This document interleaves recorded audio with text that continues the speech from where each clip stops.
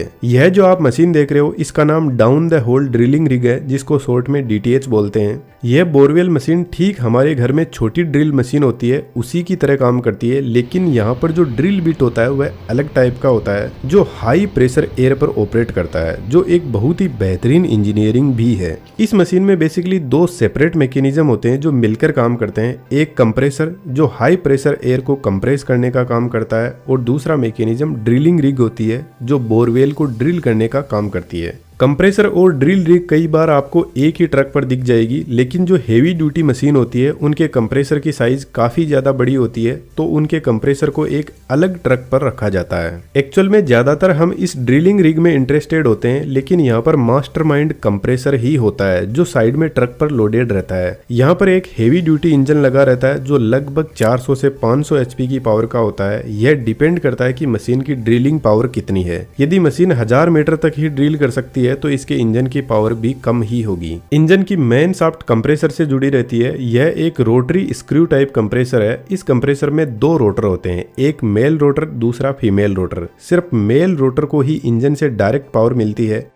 Compressor के पहले air filter लगा रहता है जो बाहर से हवा को अंदर की तरफ खींचता है और हवा में अवेलेबल डस्ट पार्टिकल को रिमूव करता है।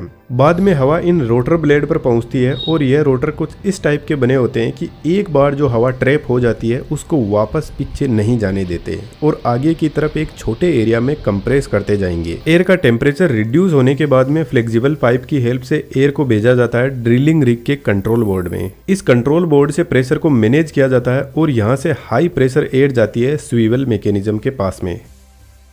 स्वीवल एक बहुत ही इंपॉर्टेंट कंपोनेंट होता है जो हाई प्रेशर एयर को ड्रिल स्ट्रिंग से जोड़ता है और यहाँ से आगे ड्रिलिंग स्टार्ट हो जाती है। लेकिन इस मैकेनिज्म को थोड़ा सा समझना जरूरी है। यहाँ पर साइड में दो एयर मोटर होती है जो पूरी स्ट्रिंग को रोटेट करवाने का काम करती है, लेकिन इस रोटेशन से ड्रिलिंग नहीं होती है। इसके कुछ अलग ही काम है, मैं आपको आगे बताऊंगा। यह मोटर देखने में छोटी है लेकिन इसकी पावर काफी ज्यादा हाई होती है।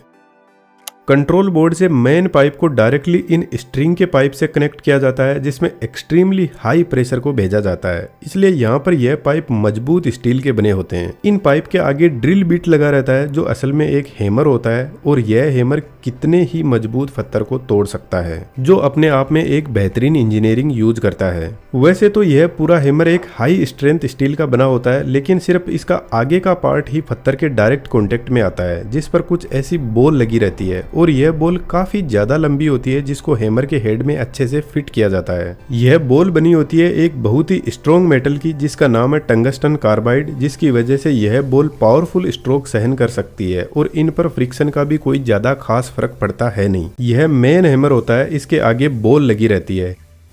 हैमर के पीछे एक भारी भरकम पिस्टन होता है जो हैमर पर कंटिन्यूअसली स्ट्राइक करता है और यह काम इतना फास्ट होता है कि यह पिस्टन एक मिनट में 1500 से लेकर 2500 टाइम्स स्ट्राइक करता है, जिसको ब्लोज पर मिनट बोलते हैं।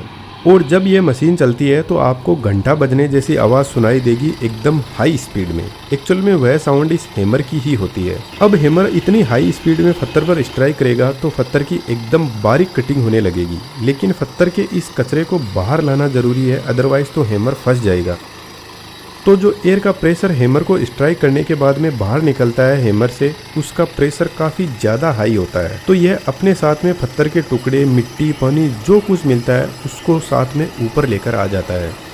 जब बोरवेल पूरा ड्रिल हो जाता है तो बोर को क्लीन करने की जरूरत होती है, तो इस कंडीशन में हैमर को रोक दिया जाता है और हैमर पूरी की पूरी हवा साइड में से पास करेगा जिसका प्रेशर काफी ज्यादा हाई होता है और यह हवा ऊपर आते टाइम अपने साथ में सब कुछ कचरा पट्टी ले आती है। और एक्चुअल में यदि मैं आपको बताऊं तो इस स्वीवल मैकेनिज्म को ऊपर नीचे करने के लिए हाइड्रोलिक प्रेशर ही लगा रहता है आज के मॉडर्न डीटीएच में। इस मशीन के अंदर कोई भी वह पुराना रोप एंड पुली सिस्टम नहीं होता है स्वीवल को ऊपर नीचे करने के लिए या फिर इन पाइप को बाहर निकालने के लिए, क्योंकि यहाँ पर इन पाइप का बहुत ज्यादा हेवी लोड रहता है। तो यदि डायरेक्टली हम किसी इंजन को गियर मैकेनिज्म के थ्रू कनेक्ट करेंगे तो वह फेल हो सकता है, इसलिए यहाँ पर हाइड्रोलिक पंप इंस्टॉल किया जाता है जो स्लो होते हैं पर एक्सट्रीमली पावरफुल होते हैं। अब क्या आप बता सकते हो कि यह स्ट्रिंग रोटेट क्यों कर रही है? कहीं पर भी जरूरत नहीं है इसके रोटेशन की। तो इसके पीछे एक दूसरा रीजन है। यदि हम नॉर्मल हैमर से भी पत्थर को सिर्फ एक ही जगह पर स्ट्राइक करेंगे तो इसके टूटने के चांस बहुत कम हो जाते हैं। तो हैमर जब स्ट्राइक करते हुए रोटेट करेगा तो पत्थर को अच्छे से कट कर पाएगा और बोरवेल का बोर एकदम राउंड शेप में बनेगा। और सबसे इम्पोर्टेंट बात, जब ड्रिल काफी ज्यादा गहराई में होती है तो हैमर कहीं पर फंस सकता है, तो सेफ्टी के लिए रोटेशन बहुत जरूरी है।